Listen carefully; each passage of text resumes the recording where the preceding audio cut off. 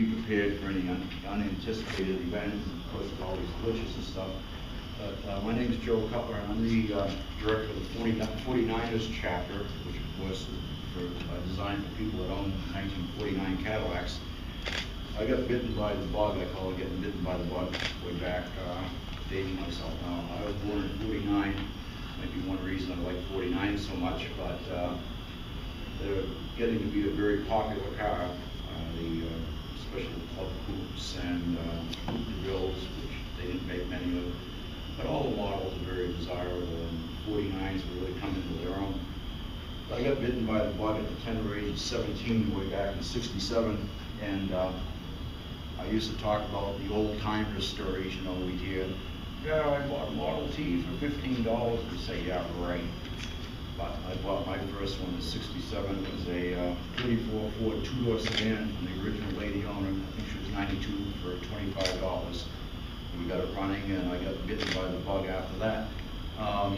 My intentions at the time, I used to get Hot Rod magazine and Motor Trend magazine, and back then through J.C. Whitney, and there was a company related to them in the same building, Wachowski and Company.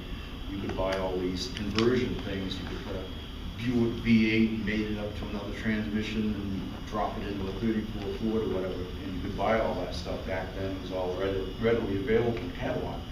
So I had all these big dreams.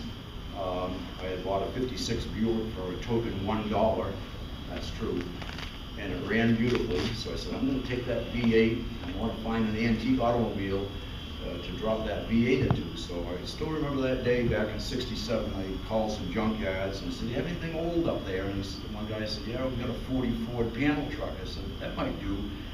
So I'm on my way to look at it, and lo and behold, I go by this house, and there's this car sitting out in the field, pretty well derelict looking. I didn't know what it was.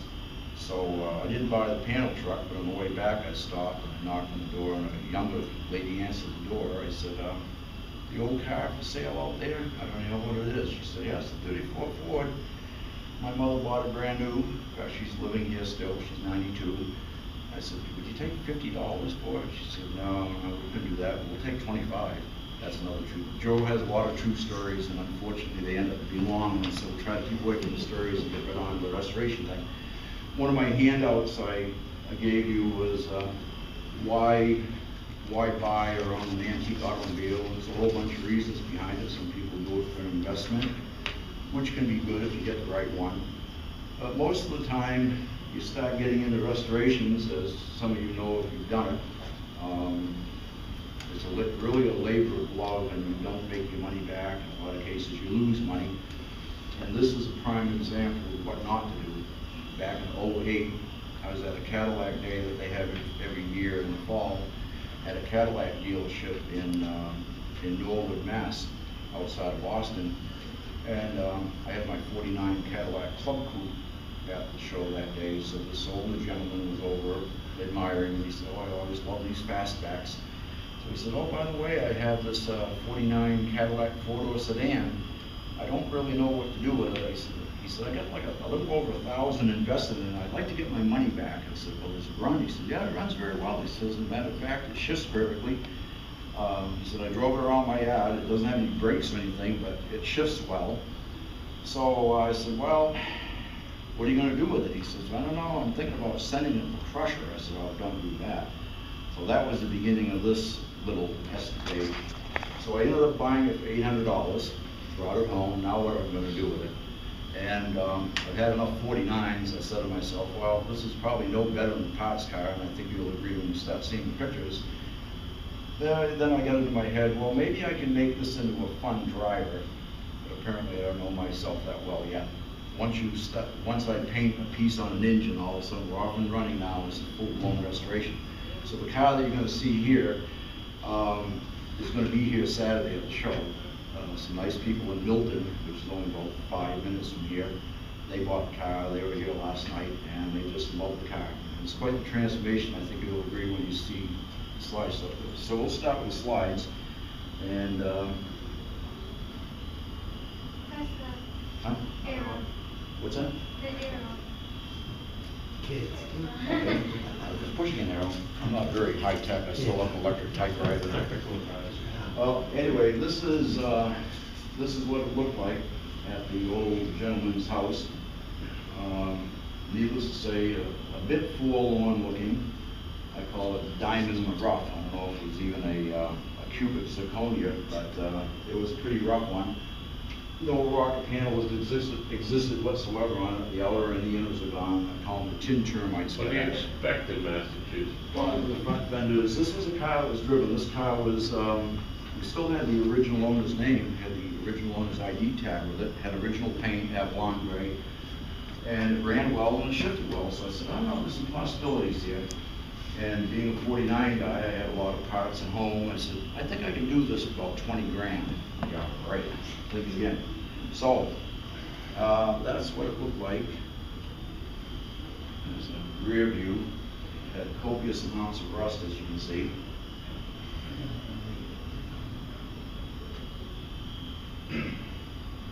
The interior was awfully nice looking either. Restoration of the steering wheel was definitely in order, and had an original interior and it was small slip covers over it. So again, it was an original car that apparently was driven by the family that owned it. They lived in Brookline, Mass, which is a suburb of Boston, and they apparently drove it as a regular family sedan through the winter and the harsh New England winters, and the salt takes its toll, and this is what you end up with. View of the engine compartment. Still had the original washer bottle in it, so that was kind of a good thing. This is when the disassembly started. How many here are contemplating doing a restoration that haven't done one before? Okay, because this was kind of geared toward what I call the neophyte, people that haven't been through this yet. I've been through it way too many times, so that's why they asked me to do the seminar. But anyway, one facet of the restoration, there's many facets of the restoration, ranging from getting the chrome plating done, which is very expensive, to having the engine rebuilt, transmission rebuilt, wiring, upholstery, glass work, drivetrain, suspension, brakes, exhaust system, tires. It just goes on and on and on. And as I found out when I finally had the nerve to add up all the receipts I had in a very thick envelope 1 week before I finally finished the car, I said, my 1973 calculator must be inaccurate. This can't be correct. But I added up again and it came out to the same figure. We'll tell you what we had invested in it to get done. But one of the facets of restoration, of course, is the initial disassembly. And put on my handout sheet, you need some basic tools. My garage is handy, but I know people that have done restorations and worked out of a portable garage, like a Quonset thing, even painted in there. It can be done, but it's a lot more comfortable if you have a garage or access to one.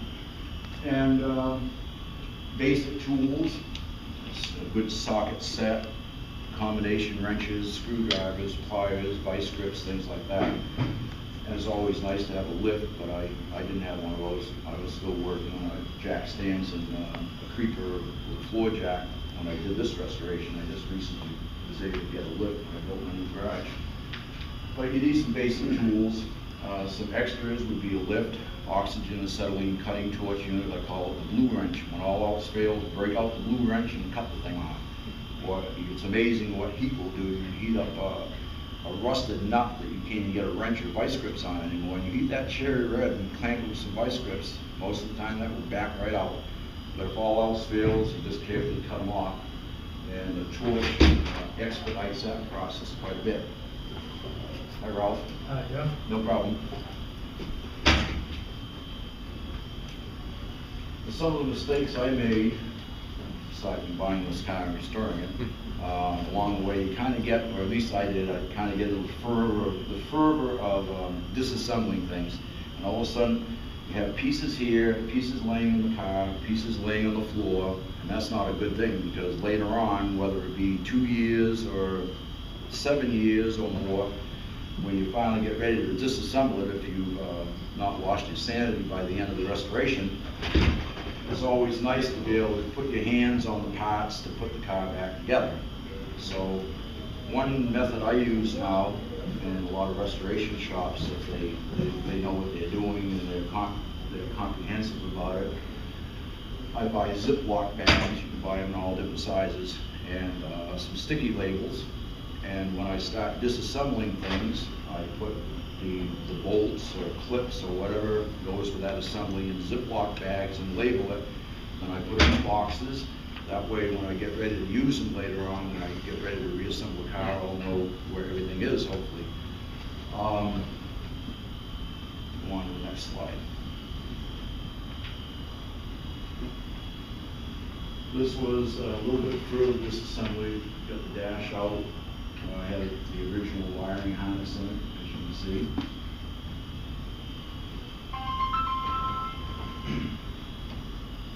There's a close-up view of a little bit of the cancer. This car had plenty of it. As I mentioned earlier, it had no inner or outer rocker panels, so we had to fabricate those.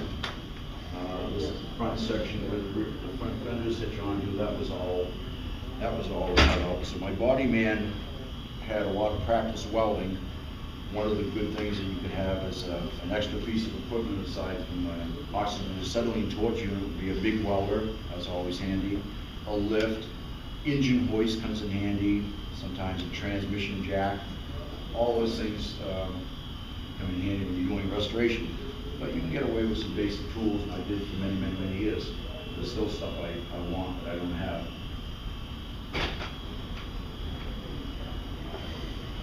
This was at the point where we were making the rocker panels. I was able to find, I think, a company out in Ohio that had this part of the rocker panel, basically from the front of the car toward the rear.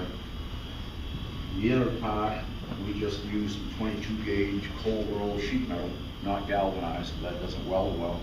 We used cold roll sheet metal, and as you can see, we had a bunch of welding clamps holding in place, and my auto body man come with this big welder and weld it to the, fortunately, most of the brackets that supported the inner rocker were still intact.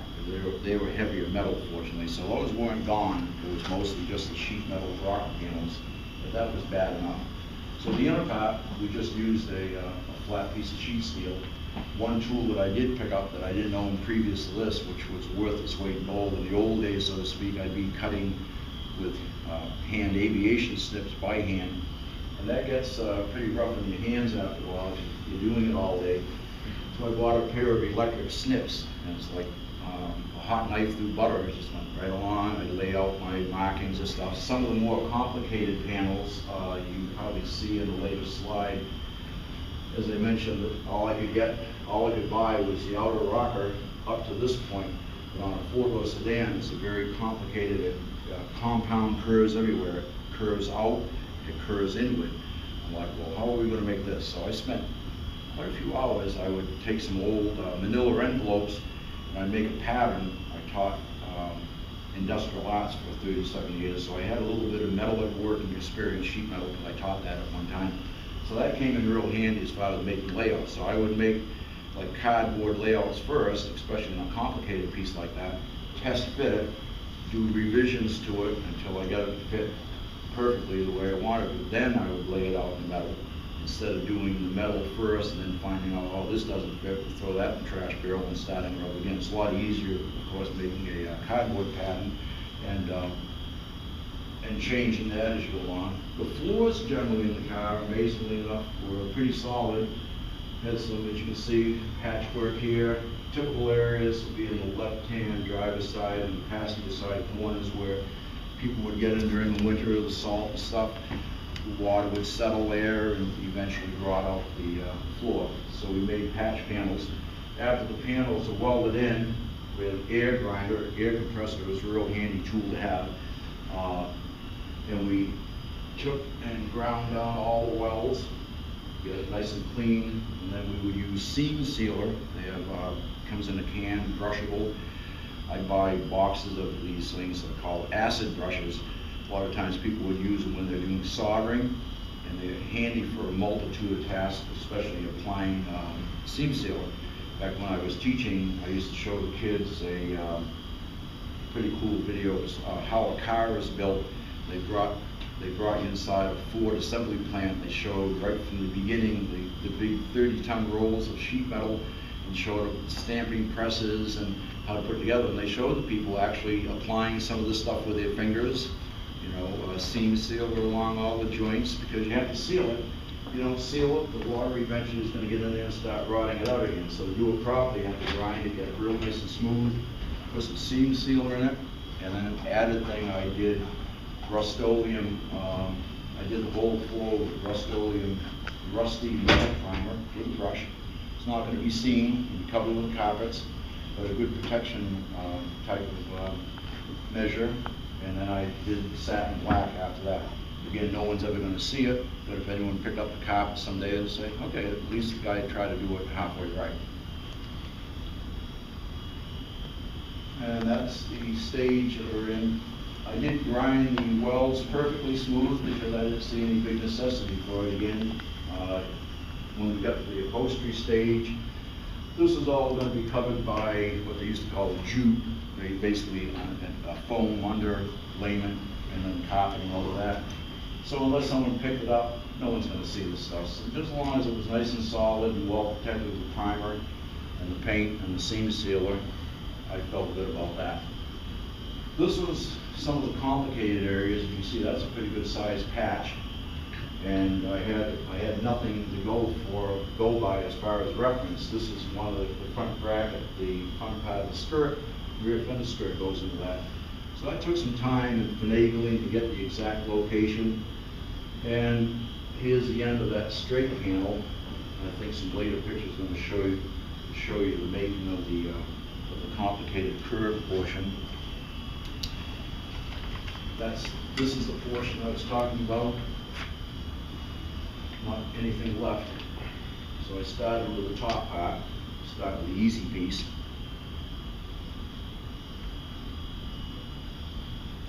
These are the different pieces of metal that I had to get in there to start forming the compound curve.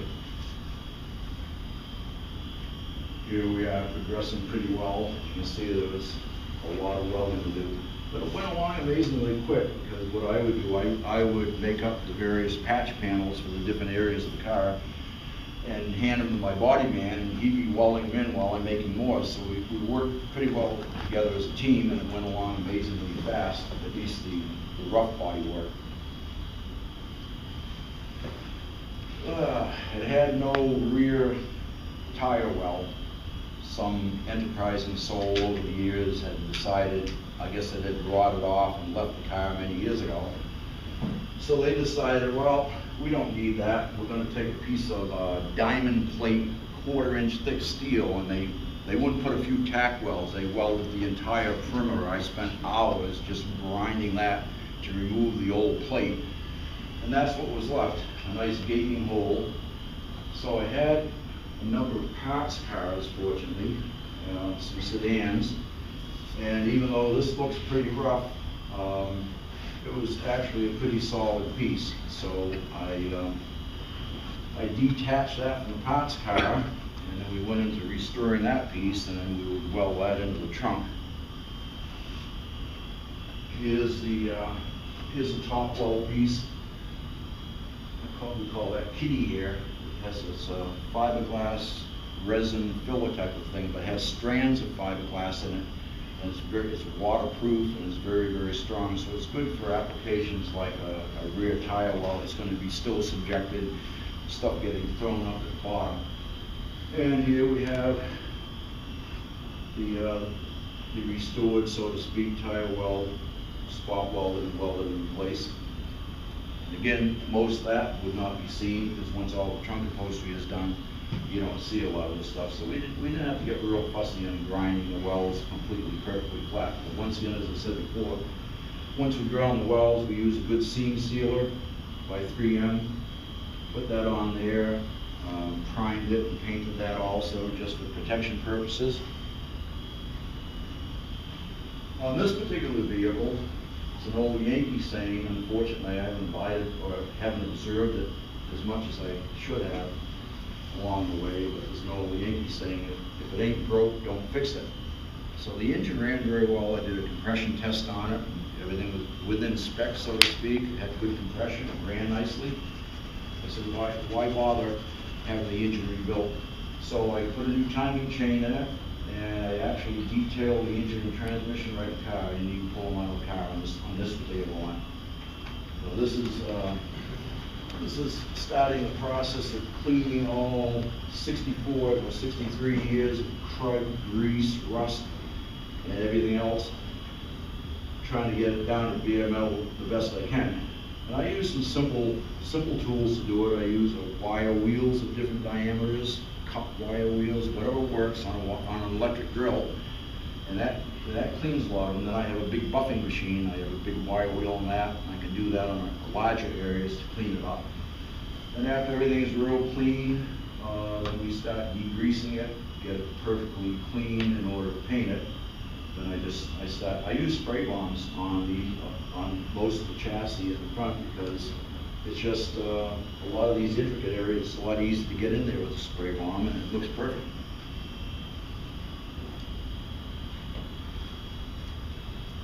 And there's the same section in primer. I use Rust-Oleum rusty metal primer. It seems to hold up pretty well. And then Rust-Oleum satin black. Looks a little glossy. It was probably still wet when I took those pictures.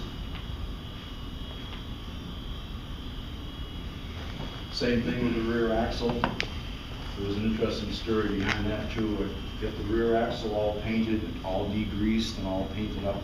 It looked beautiful. And I went and put on the sway bar. There's a sway bar. There's a hefty bracket that's riveted with these massive rivets to the frame. Then there's a hefty bracket. It's probably 1/4 inch thick steel minimum, welded to the left-hand side of the rear of the differential. So I get new bushings on, and I got the sway bar attached to the top part of the body, and I get ready to attach it to the differential. I'm like, there's no way to attach it. There's no bracket here. It was the weirdest thing. You couldn't even see where it used to be. I don't know I'll never know what the story behind that was. I'm like, what are you gonna do now? So I ended up having to pull the whole differential out that I had just finished restoring and detailing all that. Went out to the parts car and detached one of those, and I'm dragging it out by myself on a floor jack. And I had to go through the whole process of that and install that one, because that had the bracket. So I guess part of the moral behind that story is kind of check things over first to make sure you have all the pieces that you need. I mean, I have never seen anything like that. I don't know why anyone ever did that, got rid of that attaching bracket, but they did. So that caused me quite a bit of extra work. All right, here we go to the nice stuff. This is the under seat of the rear seat. The little critters had a nice home, as you can see in here, full of mouse nests. The headliner was full of mouse nests, acorns. I mean, I was literally gagging cleaning this car out. It's not a fun task, but someone has to do it. And anyone have a weak stomach? There's two of the critters there, a nice fat one and a small one. Apparently they must have just crawled into the car before I bought it, because they weren't decomposing yet, which was a good thing. But they probably figured, well, hey, good, the car's going to a new home. We're going to go along with it. So we had to clean all that stuff out. As I mentioned earlier, the car, as rough as it was, it had all original interior, so it was very good for patterns for the upholstery. This is at the upholstery shop. That's a fold-down armrest that they have on most of the models on 48s and 49s. Another interesting transplant operation, I call it. This is what it looked like originally. I had, fortunately, a pair of solid fenders that had problems at the rear. So my body man laid out some lines and cut this whole bottom section off where the fog light assembly goes, and then marked it out very accurately on a spare fender that I was going to be using for the part, for the piece. So there's the donor piece, so to speak, all cut out. He buttered them up edge to edge. The guy, I had a good body man, he's a keeper. Put them right edge to edge, butt welded them, and ground them down. You look on the inside, it looks like a factory weld. You never know. We had to do that on both fenders, so that was a bit time consuming, needless to say. get that done and get it right. Because of course you have to have the right alignment, because eventually the grill is going to go on there, and you want everything to line up properly and have everything in perfect alignment. That's progressing with the operation, grinding down the wells.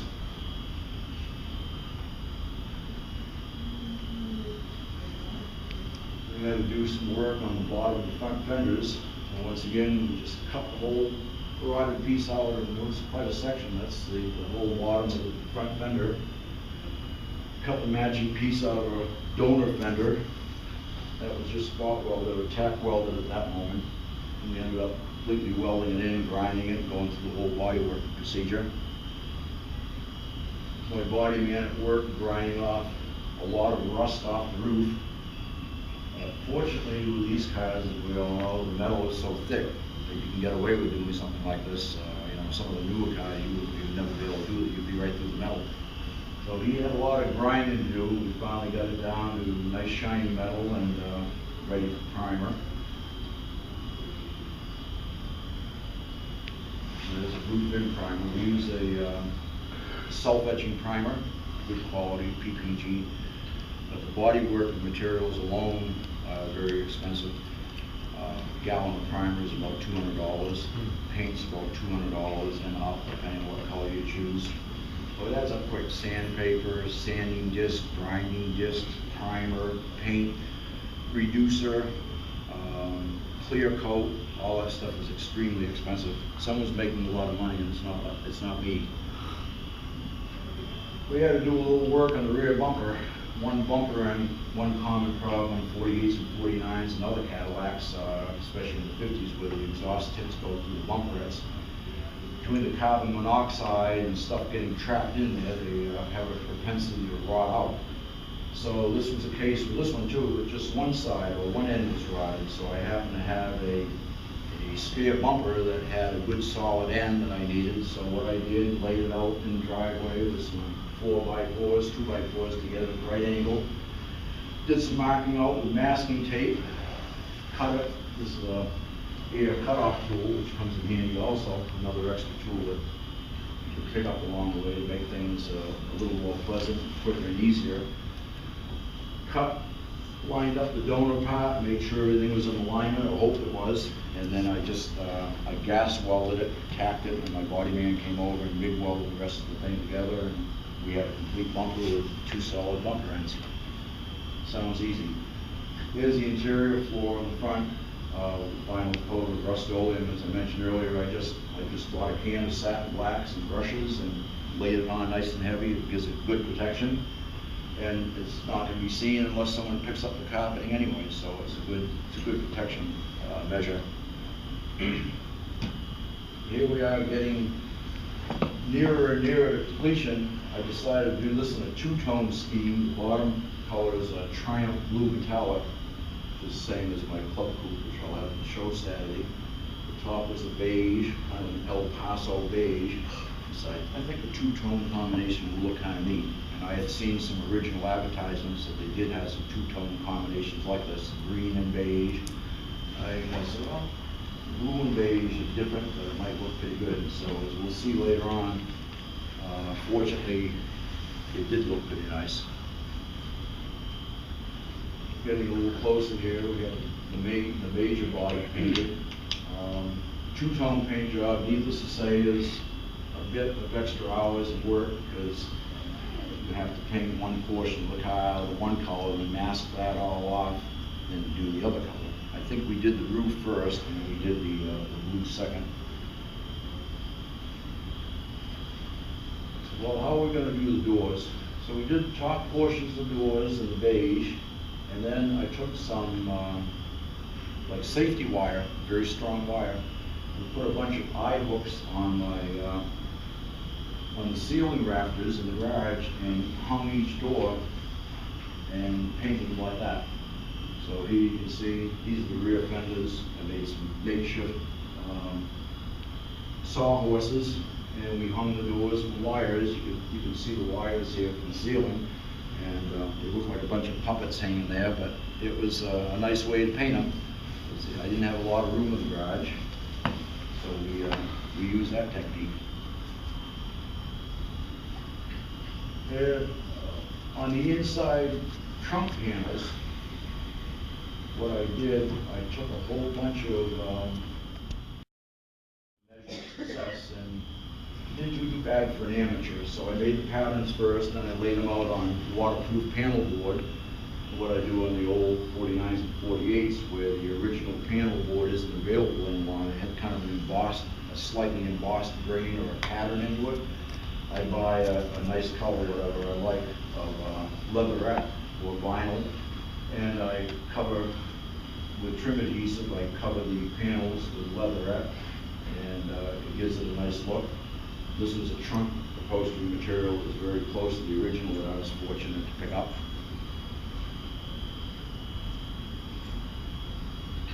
Here we're going with the engine detailing a bit. Right now it's pretty dusty, but it had been painted. We're starting to get into some of the detailing at this point.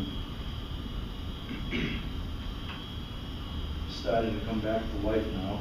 Front fenders on it, rear fenders are on it, doors back on. Came up with a little trick on doors to make it a lot easier to align them later on, because of course they have elongated slots so you can adjust the doors. And that can take a lot of time once you get the doors off and you're trying to put them back on, especially when they're all finished painted. There's a problem, you don't want to nick them or scratch them, so you're manhandling these pretty heavy doors and trying to get them aligned properly. So I said, how can we do this to make it easier? So what I did, they have a top and bottom hinge on the inside of the door with 3 bolts on each hinge that thread into captivated nuts that can move a little bit in the channel. So you have your door adjustment. So what I did, I took a 1/8 inch drill bit, center punched, and I did like what I call an alignment hole. I drill a hole through the top hinge, I drill a hole through the bottom hinge, right into the door. Then when we took the doors off, got them all painted, we put them back on, we line up those holes again, and it has to be correct. They fit perfectly, just like they did before, because they close perfectly. So I said, we want them on the same way. So that saved us a lot of time and aggravation, just that little trick. You develop these things. There's an old saying, necessity is the mother of invention. It's really true with auto restoration. You end up making your own tools for a specific purpose. If something's not available, like Cadillac had many special tools, anything from hood spring removal tools to whatever. And those things aren't available in most cases, so you have to make up your own and use your ingenuity. So it's an interesting process. We had the wheels. I did the wheels in Vincennes red, which was the one optional color in 49. And as you'll see later, I decided to use the small caps, a lot of guys call them the dog-dish caps, the trim rings, and as original, we did a pale gold, a double pale gold pinstriping on the face of the wheels, and you'll see the results are pretty striking. Here's the car all pretty much finished.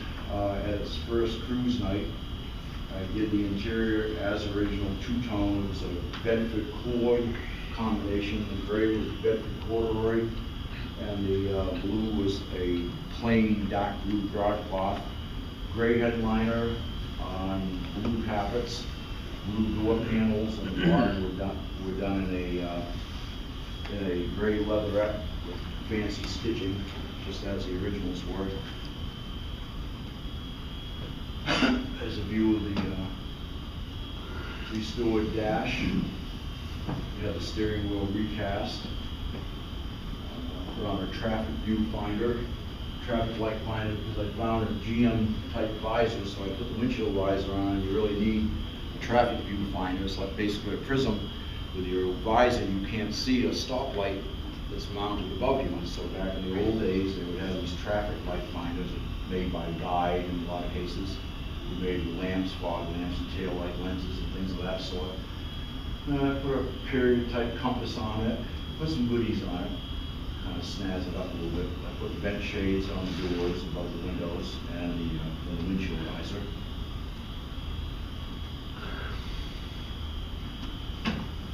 There's the finished engine compartment, detailed fairly well.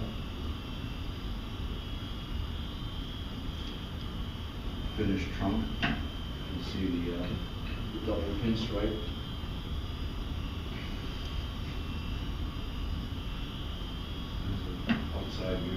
spot lamp on it also.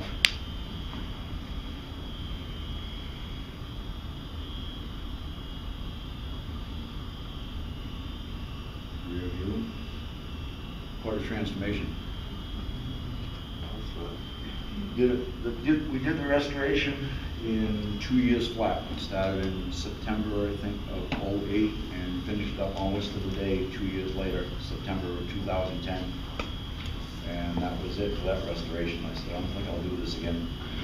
It's always good to start off with a solid one. You don't really want to go there. But I like challenges, and I said, I'd like to try this, so we did it. So getting back to how much did I spend on that? You know, about a week before I finished the restoration, I sat down on the couch, got my old calculator out, and adding it up, and I'm like, turned out to be a little more than $20,000 estimate, Joe, about $33,000 and change. And there are a few receipts that I might have neglected to put in there, so we had a pretty good investment in the car.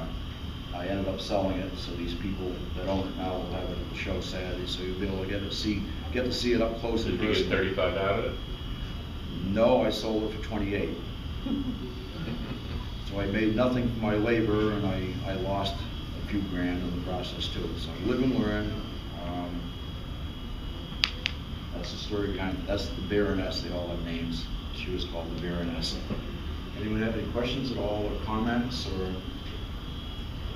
hope you found the seminar somewhat informative, or at least entertaining?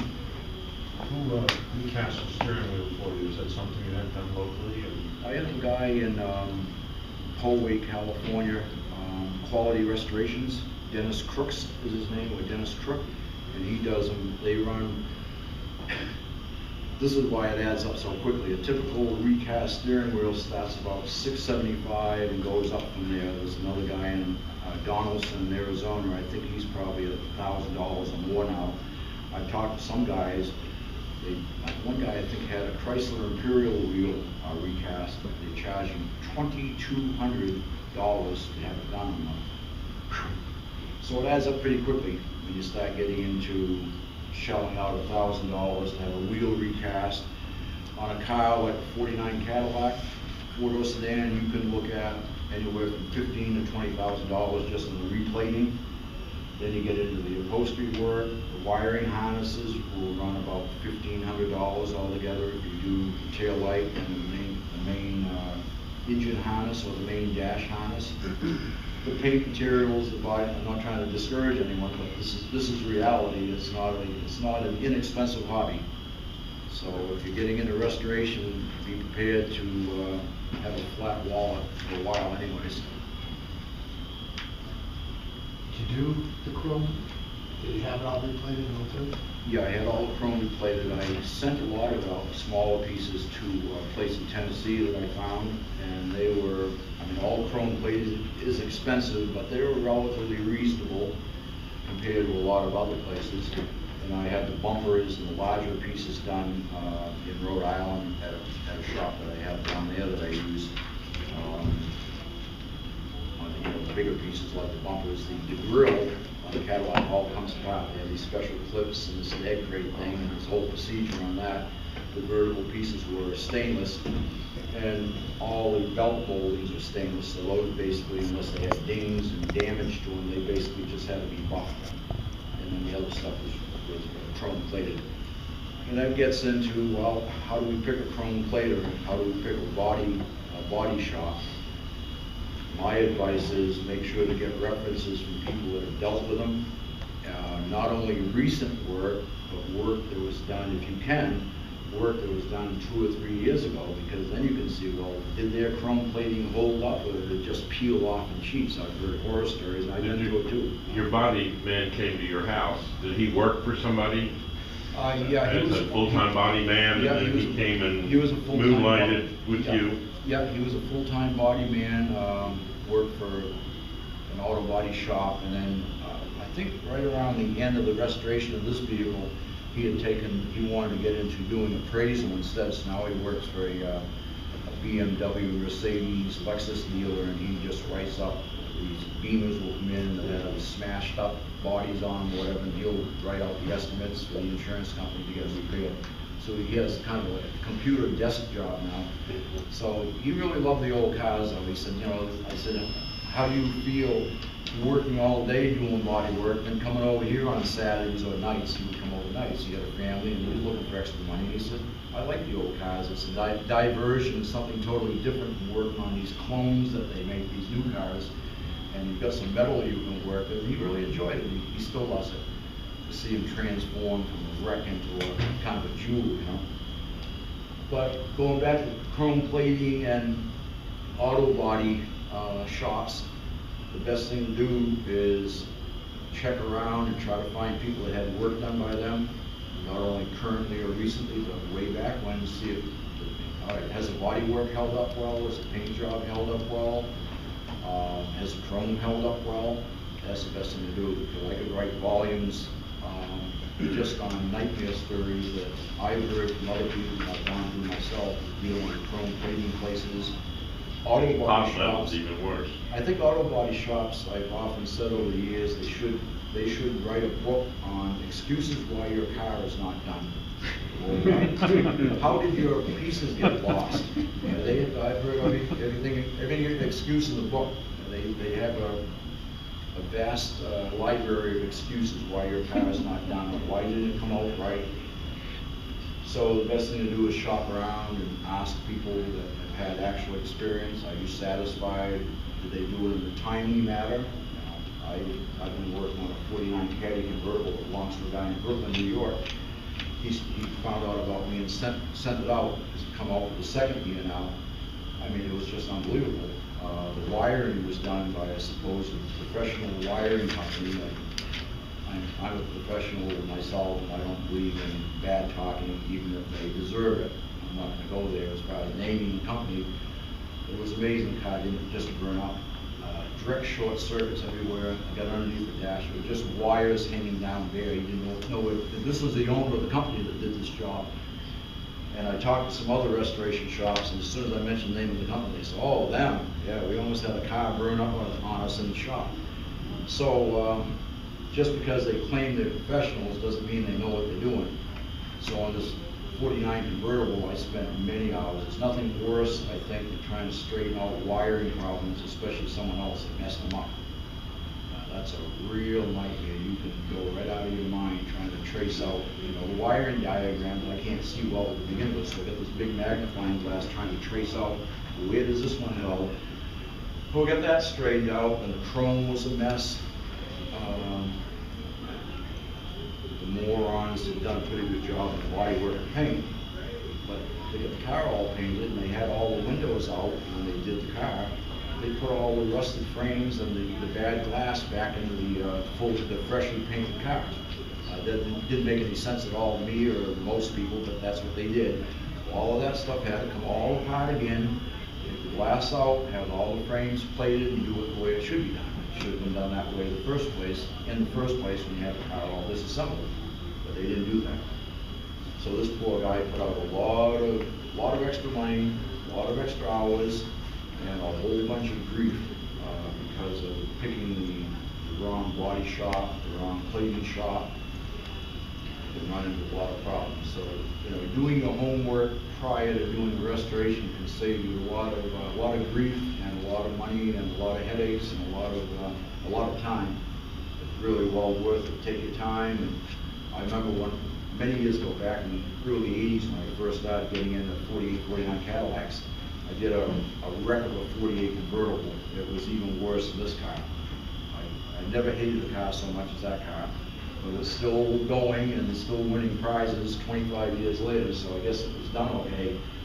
But I remember, like, okay, we're gonna bring all the chrome down to this place in Rhode Island, instead of just taking a few pieces down and say, well, let's see what kind of work they did. Brings it all down. I still remember that day when I finally picked it up, and there was a lot of chrome there. And I'm going through unwrapping this piece, and like, oh, that's junk. Unwrap the next piece, that's junk. And some of them are just ruined hot metal pieces. They just ground the detail out of them, so you couldn't even use them anymore. You throw them in the trash basket. So I learned a hard lesson that way too, especially if you're dealing with a chrome shop that you've never dealt with before. Give them a piece or two, something that is more or less expendable, you know, like a hood V maybe that those aren't too hard to find. See how they do on it. It comes back like a piece of junk. Well, needless to say, you're not going to use that. Any other questions at all or comments? Yep. Do you think the chrome plating that came from the factory is up to quality of some of the really good triple paid people that do it? No, we've discussed that a lot over the years. You know, essentially, even though they're a Cadillac or whatever, or Lincoln or something, it was still an assembly line production test. So the chrome was very nice on them, held up well, and I've seen a number of new old stock 48, 49 Cadillac pieces, and the chrome is very nice on them. They're certainly not triple plated like, you know, the chrome they do now. Show chrome, they'll do a triple plate, basically copper, and then nickel, and the final coating or layer will be chromium, a very thin layer. And just like body work, chrome plating, one reason it's so expensive, aside from my friends at the EPA getting their fingers into it, the disposal of all these toxic chemicals that they use, is it's very time and labor intensive. What you see when the part is replated is what was done as far as surface preparation before the plating was done, before they put it in the plating tanks. They have an imperfection before they plate it. It's going to be there, and it's going to show up even more once it's all plated. You'll see cars, waves, blisters. I've heard horror stories of chrome just peeling right off because of improper surface preparation, or skipping steps to save money. Yeah, they're out there. The shysters are out there, so you have to watch out for them. And the same thing is true with body work. If the preparation's not done, they skip some steps here, it's going to look like junk. Yep. You mentioned steering wheels. You called it recast? Yep. So that's not that you wouldn't get back your original wheel. It's a casting from your original wheel, new material, Yep. and then painted or colored as original. Is that how they do that? It's done properly. If done properly, the recasting process, they actually make a mold of the actual wheel, what it's going to look like with your finger grips in it and stuff like that. And I've seen companies out there, we can restore your wheel, make it look like new. We have this high-tech epoxy filler, we'll fill those cracks. Don't go for it. I tried it one time to save some money, and within a matter of months or less than a year, it was all bubbling up and coming apart again. It just doesn't work. The only route to go, and of course you have to find someone who knows what they're doing, have it recast. And the color, it's not painted on it, the color is right through. If you actually cut a piece of the wheel out, you should see that color all through the wheel. So you have to find someone reputable, and it runs into money if you're going to get it done right. I did find an elderly man in Ohio at Hershey last year, but unfortunately he is elderly. He has, I saw one of his steering wheels at another table, and I said to the guy, it was a 41 Caddy wheel. I said, "That's beautiful. You do that?" He said, "No, an old guy up there. He's from Ohio." So I found the old guy, and we hit it off pretty well. And I said, "How much do you get to recast the wheel, Richard?" He says, $225. I'm like, that sounds pretty good to me. And I said, "How much for the gear shift and the turn signal knobs?" Because if you have it done properly, you want the gear shift knob and the turn signal knob to match perfectly the color of the steering wheel. Some guys will have the steering wheel recast, and it will be kind of a caramel color instead of an ivory. And then they'll go to buy the repro knobs from George McVeigh out in Kansas and find out, oh, these don't match at all, and they look stupid. I've seen that happen many times. So the proper way, the recasting, the color will be right in the wheel, all throughout the plastic. So would you send them not only the wheel, but the knobs as a sample? Typically, if they know what they're doing and they've dealt with 40 or whatever vehicle you're restoring, you know, you ask them that in the beginning, have you done these before? Do you have the molds to make the proper shift knob and the turn signal knob? And they'll do that. And basically, I'm more familiar with 48, 49, so that's my specialty, but turn signal stock, the chrome piece there, it's basically just crimped at the end. What I'll do with the old knob, a lot of times if it's not good at all, I'll just grind it off on the grinder until it's completely gone. Then when I get the new knob, because it just has a hole in the end of it, I put a couple drops of epoxy, slip it on, let it harden up, and it's all on permanently. and it looks good.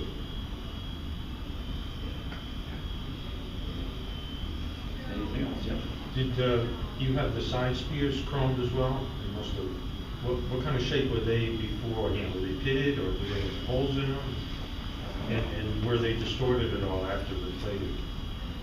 That's a good question. It's been 5 years already since no, it's been 3 years already since I did that restoration. I can't really remember if I had some extra solid spears that I used. That may have all, I know the rear door spears I found, I was surprised at it. They were impossible to find. Cadillac 4-door sedan spears are not out there. I think a lot of these vehicles being 4-door sedans, people have a tendency, they get worn out like this one, send it to the crusher. Whereas if they had a club coupe, aka fastback, or a convertible, or a coupe de ville, they might tend to hang on to it a little bit longer. So well, I don't know if you want to send this to the junkyard. So the rear door spears were really hard to find. I got lucky. I found one guy in Pittsburgh, PA. I met at the Hershey show. He came over and looked at a 49 convertible that I had just finished that we were doing our first show with. And he says, oh, I've got some 49 parts at home. I said, what do you have? So I've got a pretty nice rear door spear for a 4-door sedan. I said, really? Let's talk a little bit. I ended up buying it for 15 bucks. That was a steal of the millennium. I had that plated. The other one I had to have patched. And unfortunately, there was so much patching to be done. There were some ripples on it, but fortunately, they're interchangeable pretty much, so I was able to put it so you wouldn't see so much. I had it redone twice, and the guy said, this is the best I can do with this piece. I mean, it looked like Swiss cheese, because they do this properly. Some chrome platers I've heard, they'll grind off the chrome, and that's not good. It's better they put them in these big acid tanks, and they actually strip the things right down to bare metal and then start fresh. And that way you minimize the amount of grinding marks that might end up in it after it's all plated. But the sheet metal pieces like that, that's one problem with Cadillacs. Instead of using stainless steel for the side spears like the Buicks did, they had stamped sheet metal basically, and they just chrome plated it. Same thing with grills. That's why grill extensions, that's why they all rot out from the inside. Then it gets trapped in there, you start pitting. Once they're stripped or dipped in the tank, they look like Swiss cheese. You buy a spear, you say, oh, it's only like a little couple blisters. Yeah. When you see it come out of the stripping tank, it's going to be nice and probably not even usable. Nobody makes repo spears either. That's Unfortunately not. It's probably just not a big enough market for it, you know. Any other questions at all? Well, I hope you enjoyed yourself and hope you found it informative or entertaining or woke you up. Have a great day. Thank you, Joe.